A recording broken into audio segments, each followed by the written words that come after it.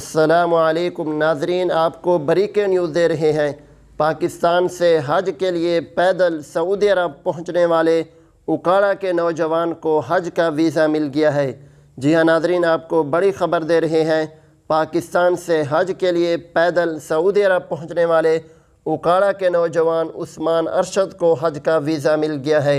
उस्मान अरशद ने ये सफ़र कितने दिनों में तय किया है और किन किन रास्तों से होते हुए ये सऊदी अरब पहुंचा है, तमाम तफसीलात आपको इस वीडियो में बताएंगे। वीडियो स्टार्ट करने से पहले आपसे गुजारिश है कि अगर आप चैनल पर नए हैं तो चैनल को सब्सक्राइब कर दें ताकि इस तरह की वीडियो हम आप तक बर वक्त पहुँचाते रहें।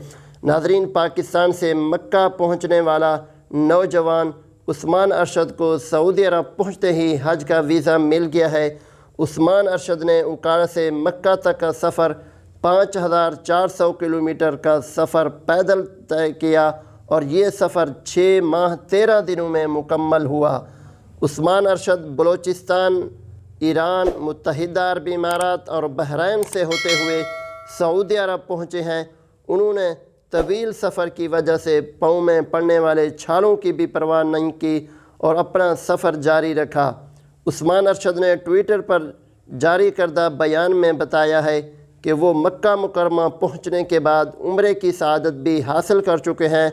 उन्होंने इस हवाले से अपनी एक तस्वीर भी शेयर की है जो आप देख सकते हैं कि उस्मान अरशद उम्रे के बाद एहराम की हालत में हैं और ये बता रहे हैं कि वो पाकिस्तान से सऊदी अरब पहुँच चुके हैं। उन्होंने उम्रा भी कर लिया है। नाज़रीन, आपको अगर वीडियो अच्छी लगी है तो चैनल को सब्सक्राइब कर दें, साथ घंटी के निशान को भी दबा दें ताकि इस तरह की वीडियो हम आपके लिए लाते रहें।